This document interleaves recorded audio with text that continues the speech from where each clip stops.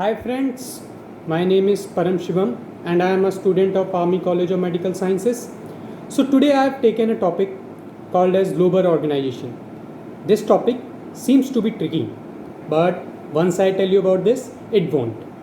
So let's start. So global organization, why is it important? It is important because whether it be any pathology, infective, inflammatory, degenerative, demyelinating, hemorrhagic, autoimmune, name it, and it affects our lobar structure. So we should know the physiology and we should also know what happens if it get damaged. So let's start the topic. अगर आपको समझना है कि brain है क्या, तो brain को मैं आपको कहूँगा कि वो एक स्कूल है और उस स्कूल में डिफरेंट क्लासेस हैं, जैसे कि frontal lobe, parietal lobe, temporal lobe, occipital lobe. ये जो क्लासेस हैं ये डिफरेंट सेक्शंस में डिवाइडेड है और हम हर एक सेक्शन में जाएंगे, पता लगाएंगे कि उस सेक्शन का क्या फंक्शन है और अगर उसमें डैमेज हो गया तो क्या दिक्कतें आएंगी। तो हम चालू करते हैं सबसे पहली क्लास के, जिसका नाम है फ्रंटल लोब। इस क्लास का एक्सटेंट है from the left of the central sulcus and above the sylvian fissure. और जो पहला सेक्शन है इसका नाम है primary motor cortex. So according to the name ये मोटर फंक्शन के लिए रिस्पॉन्सिबल होता है। तो हमारा इसमें सबसे इंपॉर्टेंट पॉइंट क्या है कि इसमें से 30% कॉर्टिकोस्पाइनल ट्रैक्ट्स निकलते हैं। कॉर्टिकोस्पाइनल ट्रैक्ट, कॉर्टेक्स से स्पाइन तक जो इन्फॉर्मेशन मोटर मूवमेंट के लेके जाएं वही है वो, तो 30% सिर्फ। तो ये अगर इसमें कोई भी लीजन हुआ, डैमेज हुआ, तो हमारा कॉन्ट्रालैटरल अपर मोटर न्यूरॉन का वीकनेस हो जाएगा। और यहाँ पे जो होता है होमोन्कुलस होता है, मतलब बॉडी का रिप्रेजेंटेशन होता है। अबव हेड होता है, हमारा पूरा फेस होता है, अपर लिम्स होते हैं, तो मेनली वीकनेस इन्हीं पार्ट्स की होगी। इसके अलावा इसका क्या फंक्शन है कि ये हमारे फाइन डिस्टल मूवमेंट को हेल्प करता है। तो जैसे हम छोटी छोटी चीज़ें लिखना सीखते हैं वो बाय एज ऑफ 4, तो ये मैच्योर भी बाय एज ऑफ 4 हो जाता है। इसके अलावा अगर इसमें कोई भी इरिटेटिव लीजन हुआ, कोई भी फोकाई है जो उसे कंटिन्यूसली इरिटेट कर रहा है, तो इसमें सीजर्स होने लगते हैं। ठीक है, ये भी कॉन्ट्रालैटरल मोटर सीजर्स होंगे। इसके अलावा इसमें जो इसकी ब्लड सप्लाई है वो बहुत इंपॉर्टेंट है। जिसकी ब्लड सप्लाई होती है middle cerebral artery. Middle cerebral artery जो है वो शिल्वियन फिशर से आती है और अप ब्रांच देती है जो इसको सप्लाई करती है। इसके जो कॉर्टेक्स है इसमें लेयर्स हैं और जो 5th लेयर है उसमें बेड सेल्स होती हैं। वो बहुत इंपॉर्टेंट एमसीक्यू आता है आपके लिए, तो ये बहुत ही इंपॉर्टेंट पॉइंट है जो आप जानेंगे इस पहले सेक्शन के बारे में। दूसरा सेक्शन है हमारा pre motor cortex. Pre motor cortex जो है इसमें से भी हमारे 30% कॉर्टिकोस्पाइनल ट्रैक्ट्स निकलते हैं। तो जो फंक्शंस हैं वो आपको मैंने बता दिया, लीजन डैमेज क्या होगा वो आपको बता दिया।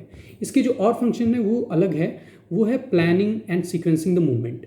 जैसे कि हमें किसी भी चीज़ को उठाना है तो हम एक पर्टिकुलर प्लान के साथ उसे उठाते हैं, यहाँ से उठा सकते हैं या हम पूरा घूम के यहाँ से फिर आके उठा सकते हैं। तो वो कौन डिसाइड करता है? हमारा प्री मोटर एरिया।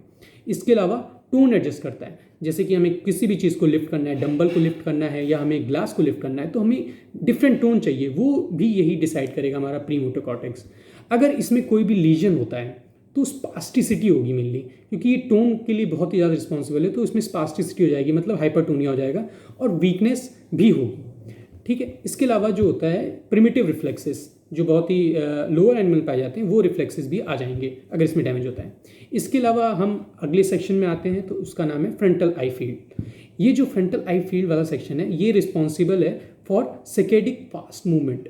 ठीक है, तो जो हमारा लेफ्ट फ्रंटल आई फील्ड है वो हमारे राइट जो हमारा 6th नर्व है, एब्ड्यूसन नर्व है, वो उसको कंट्रोल करता है और वो रिस्पॉन्सिबल होता है फॉर लेटरल देखने के लिए हमारे।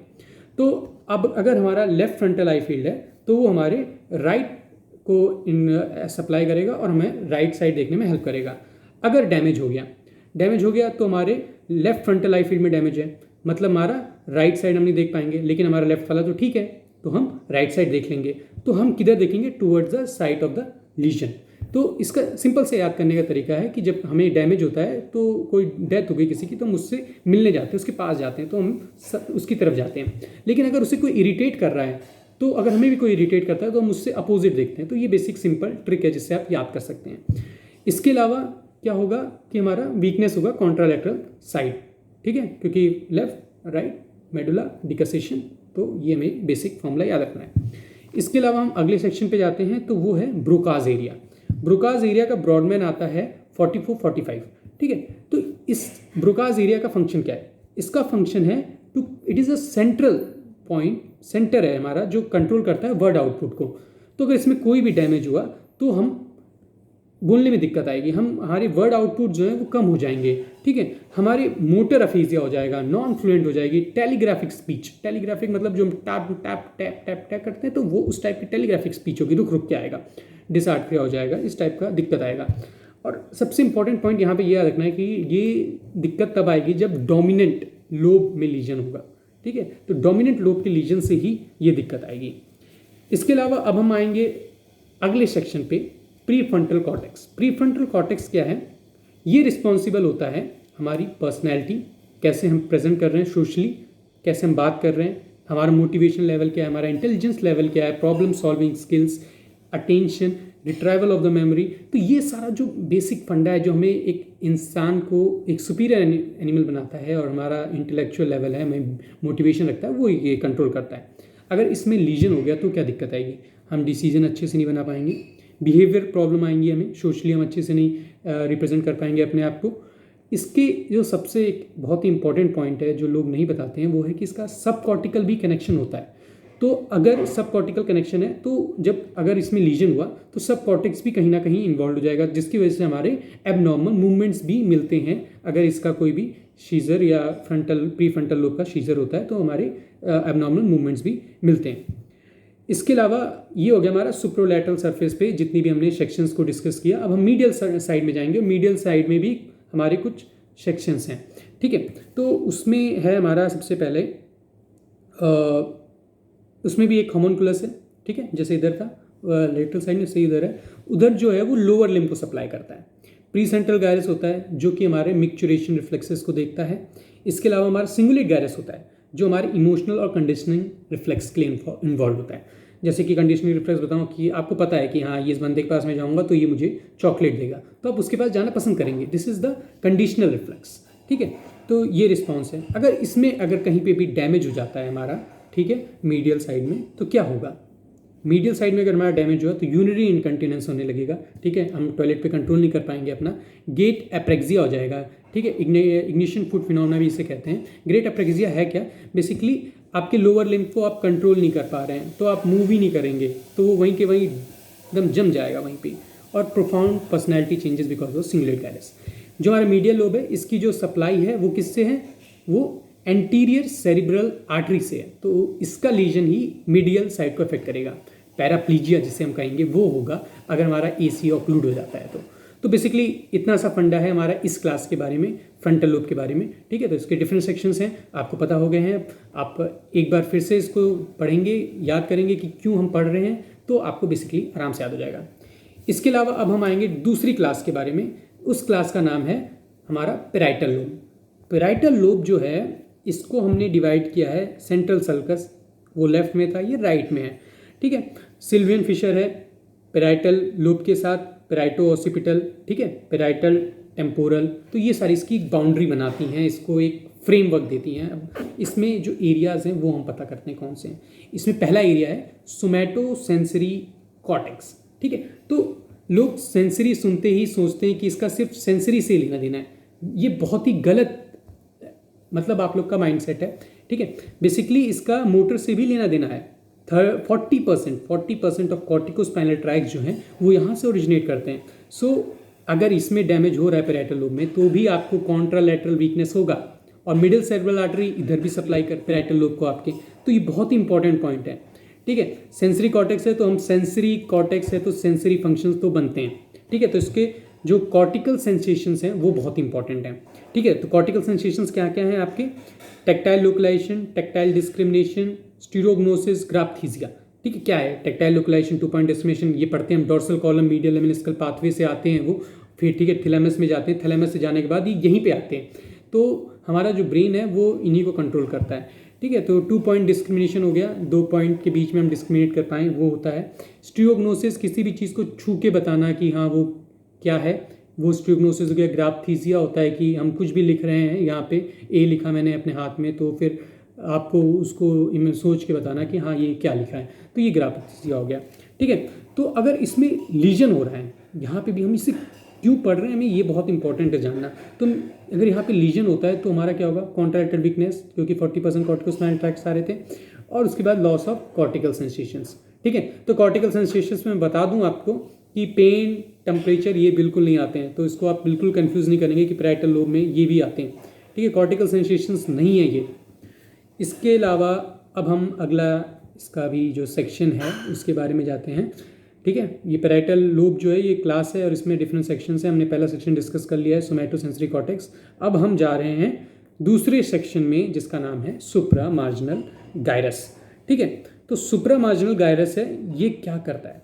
तो इसका मेन फंक्शन है हेल्प इन जनरेटिंग आइडिया। ठीक है, किसी भी चीज़ को करने का कोई एक आइडिया जनरेट करता है अगर हमारा मोटर और सेंसरी जितना भी इंफॉर्मेशन है वो नॉर्मल है तो। ठीक है, मैं एग्जांपल देता हूँ। जैसे आपके पास मैस्टिक है तो आपको आइडिया होना चाहिए कि हाँ आप इसको जब खोलेंगे फिर उसमें मैस्टिक होगा, फिर आप उठाएंगे और फिर जलाएंगे, तो ये एक आइडिया है जो हमारे पैराइटल लोब में बनता है। ठीक है, अब बेसिकली अगर इसमें लीजन हो गया तो हमें एप्रेक्सिया हो जाएगा। ठीक है, एप्रेक्सिया क्या है? बेसिकली यही चीज़ है कि आपको आइडिया नहीं जनरेट हो रहा है, आपका मोटर सही है, आपका सेंसरी सही है, लेकिन आप बेसिकली आइडिया नहीं लगा पा रहे हैं कि करना क्या है। आपके पास मैस्टिक है, आप सब महसूस कर पा रहे हैं, लेकिन आपको समझ में नहीं आ रहा है कि इसके साथ करूँ क्या मैं। तो इसे कहते हैं एप्रेक्सिया। इसका नाम है आइडिएशनल एप्रेक्सिया और आइडियोमोटर एप्रेक्सिया, ये होता है। ठीक है, तो ये कर लिया हमने सुप्रामार्जिनल गायरस का, ये एक और सेक्शन कवर हो गया। अब तीसरे सेक्शन पे आते हैं पैराइटल लोब की क्लास के, वो है एंगुलर गायरस। ठीक है, एंगुलर गायरस, इसका क्या फंक्शन है? मेनली इसका जो पहला बेसिक फंक्शन है वो है गुनोसिस। ठीक है, गुनोसिस क्या होता है? Ability to recognise an object by touch और विजन और साउंड। ठीक है, तो यही है कि हम किसी भी चीज़ को सुन के, देख के, महसूस करके पता लगाएं कि वो है क्या, तो इसी को कहते हैं ग्नोसिस। अब अगर इसमें लीजन हो गया तो क्या हो जाएगा? एग्नोसिया। हम नहीं पता लगा पाएंगे, कोई हमने आँख बंद कर रखी है, इधर से ट्रेन की आवाज़ विसल आ रही है और हम नहीं बता पा रहे हैं। ठीक है, तो वो क्या हो गया? हमारा ऑडिटरी एग्नोसिया हो गया, है ना। ऐसे ही विजुअल एग्नोसिया, हम देख के नहीं बता पा रहे हैं क्या है। प्रोस्पेग्नोसिया हो गया। फिर हमारा टेक्टाइल एग्नोसिया हो गया, महसूस करके नहीं बता पा रहे हैं। तो बेसिकली यही चीज़ें हैं जिसमें हम बता नहीं पा रहे हैं कि वो है क्या। ठीक है, रिकग्नाइज नहीं कर पा रहे हैं ऑब्जेक्ट को बाय टच और ये सब।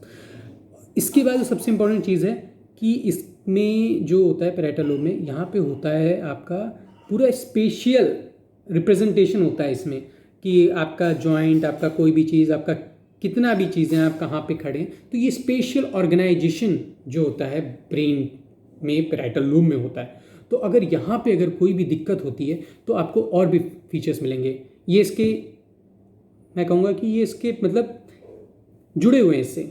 ठीक है, तो जैसे कि हो गया ए कैलकुलिया। ठीक है, आप कैलकुलेट नहीं कर पा रहे हैं अच्छे से।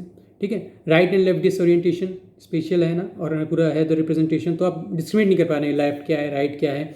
ए ग्राफिया, एलेक्सिया, फिंगर एग्नोसिया, तो ये मैं आपको बताऊंगा अगर आपको बेसिकली याद रखना है। तो जो हमारा वो तारे ज़मीन वाली मूवी थी उसमें ये सब मिल रहा था, उसके पैराइटल लोब में लीजन था कहीं ना कहीं। तो ए ग्राफिया क्या है कि आप डिफ़िकल्टी इन राइटिंग, आप लिख नहीं पा रहे हैं अच्छे से। एलेक्सिया क्या है? Difficulty in reading. ठीक है, पढ़ देता है वो। फिर finger agnosia, right and left finger नहीं पता है आपको कौन सी है। तो बेसिकली आपका जो स्पेशियल ऑर्गेनाइजेशन है वो कहीं ना कहीं डिस्टर्ब हो रखा है, तो आप नहीं समझ पा रहे हैं। इसके अलावा एक और जो सबसे इम्पॉर्टेंट चीज़ आता है वो है, इस अगर यहाँ पे लीजन होता है तो होता है इन्फीरियर होमोनीमस क्वाड्रेनोपिया। ठीक है, तो ये जो हम पढ़ते हैं, हमने ऑप्था में बहुत अच्छे से पढ़ा है। तो इसमें बेसिकली हमारा क्या होता है कि हम फ्लोर पे पड़ी चीज़ें, नीचे पड़ी चीज़ें नहीं देख पाते हैं, तो इसे हम कहते हैं पाई ऑन फ्लोर। तो ये बेसिकली निमोनिक है जो याद करने का है। इसके अलावा ये हो गया हमारा डोमिनेंट पैराइटल लोब के बारे में।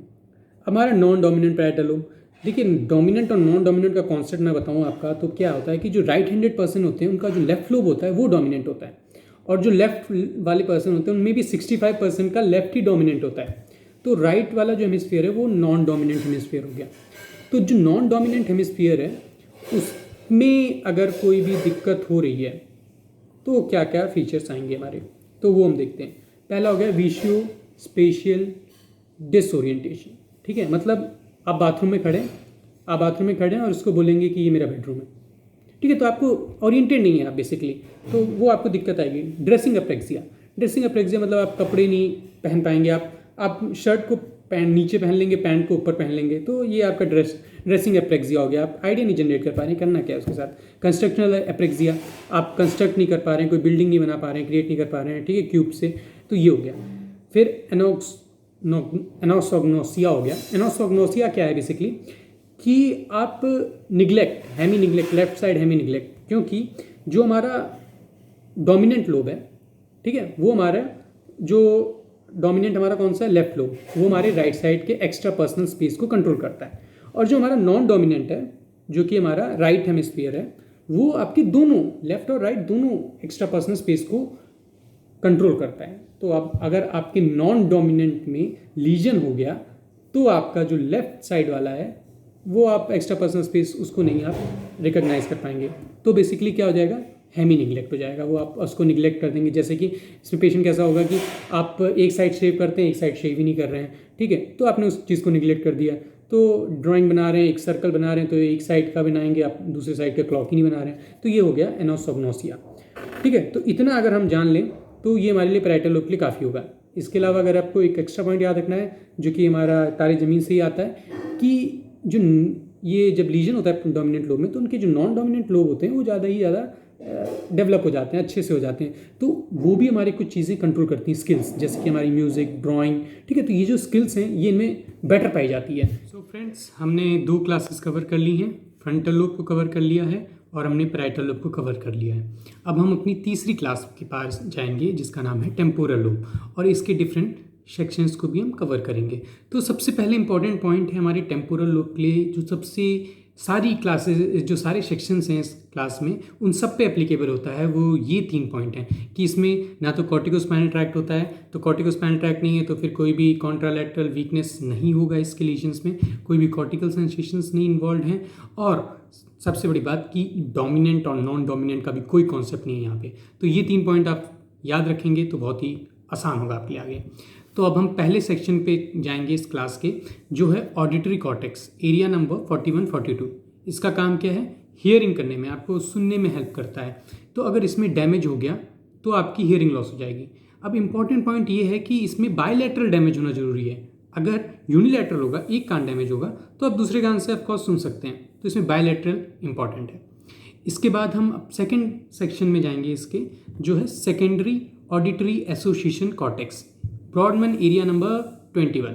तो इसका फंक्शन क्या है, it help in the auditory processing, process करता है ऑडिटरी को, आपके पास सुनाई दिया आपको कुछ, उसको प्रोसेस करेगा कि ये क्या है, किस टाइप की आवाज़ है, पुराने से कंपेयर करेगा कि हाँ ये ट्रेन की विसल की आवाज़ है, तो ये सब प्रोसेसिंग ये करता है। अगर नहीं कर पा रहा है, ये दिक्कत हो गई तो एग्नोसिया हो जाएगा, आप नहीं सुन के नहीं बता पाएंगे कि क्या चीज़ है वो, ठीक है, क्योंकि प्रोसेसिंग नहीं हो रही है। इसके बाद हम आते हैं ब्रॉडमैन एरिया नंबर 20, जिसका नाम है विजुअल एसोसिएशन एरिया।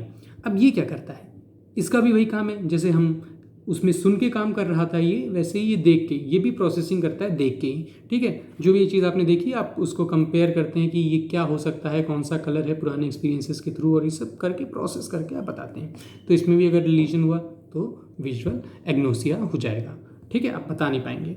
इसके बाद हम आते हैं ब्रॉडमैन एरिया नंबर 22, ठीक है। ये बहुत ही इंपॉर्टेंट है इस टेम्पोरल लोब के लिए, बहुत इंपॉर्टेंट, ठीक है। इसको कहते हैं वर्निकेज एरिया, ठीक है, और अगर इसमें लीजन हो गया तो इसमें हमारा हो जाता है वर्निकेज अफेजिया।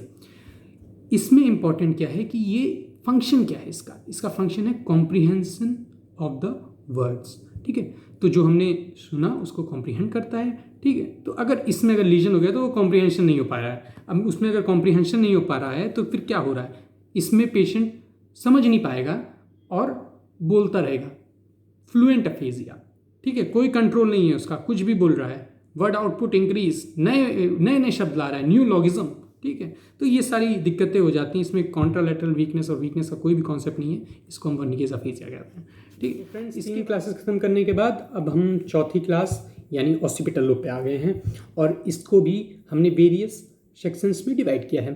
तो पहले हम बात करेंगे 17, 18 और 19 जो ब्रॉडमैन एरिया है इनके बारे में इस ऑसिपिटल लोब के अंदर। तो पहला है हमारा primary visual cortex. Primary visual cortex जो है ये अकॉर्डिंग टू द नेम इसका फंक्शन है, it help in the vision.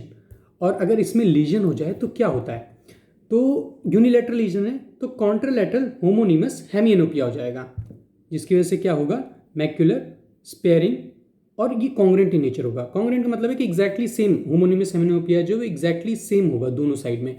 तो ये बहुत ही इंपॉर्टेंट कैरेक्टरिस्टिक पिक्यूलियर फाइंडिंग है इसकी। इसके अलावा जो हमारा लेटरल जेनिकुलेट बॉडी है उसको भी हम पढ़ेंगे, ठीक है। ये क्यों पढ़ रहे हैं हम यहाँ पे, क्योंकि इसके कुछ जो इसमें इन्वॉल्व होता है पार्वोसेलुलर पाथवे, वो इम्पॉर्टेंट है हमारा, वो जो है वो हमारे ऑक्सीपिटल लोब से चीज़ जो है वो कनेक्टेड है, इसीलिए हम यहाँ पे पढ़ रहे हैं। तो लेटरल जेनिकुलेट बॉडी आपको पता होगा कि ऑप्टिक ट्रैक्ट में आता है। तो ये पार्वोसेलुलर पाथवे क्या है, इसमें जो लेयर्स होती हैं लेटरल जेनिकुलेट बॉडी में, तो 3, 4, 5, 6 लेयर जो हैं ये पार्वोसेलुलर पाथवे में आते हैं, और ये ऑक्सीपिटल लोब से इन्फॉर्मेशन लेके आते हैं। तो क्या इन्फॉर्मेशन लेके आते हैं, ये इन्फॉर्मेशन लेके आते हैं स्मॉल रिसेप्टिव फील्ड का। जो रिसेप्टिव फील्ड है जो हम आजू बाजू देख सकते हैं वो है स्मॉल, इसका स्मॉल होता है रिसेप्टिव फील्ड। और जो कलर विजन है वो इसमें हेल्प करता है, स्ट्रियोप्सिस, डेप्थ परसेप्शन इसमें हेल्प करता है। और हमारा एक जो लेयर 1, 2 होता है वो मैग्नोसेलुलर, ये इसका जस्ट अपोजिट है। और अगर इसमें लीजन होता है तो हमें एग्नोसिया भी हो जाता है। एग्नोसिया मैंने आपको पहले ही बता रखा है कि हम पहचान नहीं पा रहे हैं चीज़ों को, तो इसमें कलर एग्नोसिया हो जाता है। और प्रोस्पेग्नोसिया, प्रोस्पेग्नोसिया क्या है कि जो हमारा फेस है उसको देख के हम नहीं पहचान पा रहे हैं किसका फेस है, तो ये प्रोस्पेग्नोसिया हो गया। ये भी हमारे विजुअल कॉर्टेक्स के लीजन से होता है। इसके अलावा हम आते हैं पैरास्ट्राइटल और पेरिस्ट्राइटल एरिया। ये आता है हमारा एरिया ब्रॉडमैन नंबर 18 और 19 में। इसका क्या फंक्शन होता है ये हमें बहुत ही इंपॉर्टेंट है जानना। ये हेल्प करता है हमारा ऑक्यूलर फिक्सेशन, किसी भी चीज़ पे हम अगर अपनी निगाहें टिका के देखना चाहते हैं तो वो उसमें हेल्प करता है।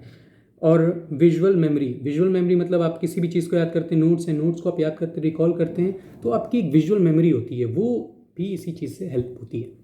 इसके अलावा होता है fixing the size and the shape, ठीक है। तो आप अपनी जो कोई भी ऑब्जेक्ट है उसकी साइज और शेप को आप पता लगा पाते हो बिकॉज ऑफ दिस ओनली। अगर बायलैटरल ऑक्सीपिटल लोब लीजन होता है जो कि बहुत ही रेयर चीज़ है, अगर वो हो जाती है तो 2 चीज़ें हैं जो आपको याद रखनी है। जो 2 डिसीजेज हैं वो क्या है, एंटस और बैलेंस। एंटस क्या है, ये कॉर्टिकल ब्लाइंडनेस है। कॉर्टिकल ब्लाइंडनेस इसमें बेसिकली होता क्या है कि पर्सन को कहेगा नहीं, वो आप कब मानेगा नहीं आपके आगे कि वो ब्लाइंड है, लेकिन वो ब्लाइंड है, उसका जो विजुअल एक्विटी वो कम हो गया है। लेकिन अगर आप पूछेंगे कि इस रूम में क्या है तो वो बोलेगा कि हाँ लाइट है, लाइट कम आ रही है, बल्कि प्रॉपर लाइट आ रही है, सब कुछ सही है, लेकिन वो मानेगा नहीं, कॉर्टिकल ब्लाइंडनेस है जस्ट। इसके बाद बैलेंस क्या होता है, बैलेंस में बेसिकली ऑप्टिक एटेक्सिया होता है, वो अपनी गेज नहीं फिक्स कर पा रहा है, ठीक है। ऑक्लोमोटर एप्रेक्सिया होता है, पूरा हम किसी भी चीज़ को देखना होता है, इस साइड है तो हम अपनी आंखें मूव करते हैं, ऐसे करके मूव कर ली, लेकिन वो क्या है वो अपना पूरा हेड मूव करेगा उस डायरेक्शन में। इसके अलावा होता है साइमल्टेनियसिया। इसमें क्या होता है बेसिकली बड़ी पिक्चर नहीं देख पाता है वो, ये रूम है, इस रूम में जो चीज़ें रखी हैं वो उस पर्टिकुलर चीज़ को बता देगा कि हाँ ये है, ये है, लेकिन बता नहीं पाएगा कि ये बड़े में क्या है। जैसे क्लास में गया, वो क्लास में बता देगा डेस्क है, टेबल है, टीचर है, लेकिन वो क्लास है वो नहीं बता पाएगा। तो ये निमोनिक इससे याद करते हैं, इसका निमोनिक होता है missing the forest for the trees. तो ट्रीज के चक्कर में वो फॉरेस्ट को मिस कर रहा है, ये होता है। तो फ्रेंड्स ये हमारे सारी क्लासेस हो गई, सारे लोब्स हो गए, और हमने इसके फंक्शंस देख लिए, इसके लीजन्स देख लिए, और ये आपको बहुत हेल्प करेगा। अब मैं आपको जस्ट इसको समराइज कर देता हूँ। और हमने जैसे पढ़ा था, हमने वेरियस लोब्स को वेरियस क्लासेस में डिवाइड किया था, frontal, parietal, temporal, occipital lobe को। इसमें हमने फ्रंटल लोब को पढ़ा, उसमें हमने क्या पढ़ा कि हमारे पास डिफरेंट सेक्शंस हैं। क्या क्या सेक्शंस हैं, primary motor cortex, pre motor, frontal eye field, pre frontal cortex, Broca's area, ठीक है। ये हमारे मेन चीज़ें। अब हमने प्राइमरी मोटर कॉर्टेक्स में पढ़ा 30% कॉर्टिकोस्पाइनल ट्रैक्ट्स पढ़े हमने, ठीक है। फाइन डिस्टल मूवमेंट पढ़ा हमने। फिर अगर उसके लीजन से कॉन्ट्रालैटरल वीकनेस होता है और हमारा मीडियल सेरेब्रल आर्टरी सप्लाई करती है, इरिटेटिव लीजन होने की वजह से कॉन्ट्रालैटरल सीजर्स आते हैं मोटर। फिर हमने प्री मोटर कॉर्टेक्स के बारे में पढ़ा, इसमें से भी 30% कॉर्टिकोस्पाइनल ट्रैक्ट आते हैं, मतलब कॉन्ट्रालैटरल वीकनेस होनी है। अगर डैमेज होता है, प्लानिंग, सीक्वेंसिंग, ऑर्गेनाइज करना, ठीक है, ये हेल्प करता है। इसके अलावा मोर इम्पॉर्टेंट क्या है इसका, जो टोन एडजस्ट करता है ये बॉडी की किसी भी ऑब्जेक्ट को लिफ्ट करने के लिए। फिर हमने फ्रंटल आई फील्ड पढ़ा था, क्या पढ़ा था उसमें, लेफ्ट वाला जो है वो राइट लेटरल रेक्टस को सप्लाई करता है। हमारे राइट देखने में डैमेज होता है तो हम उसकी तरफ देखते हैं, इरिटेटिव लीजन है तो हम उसके अवे देखते हैं।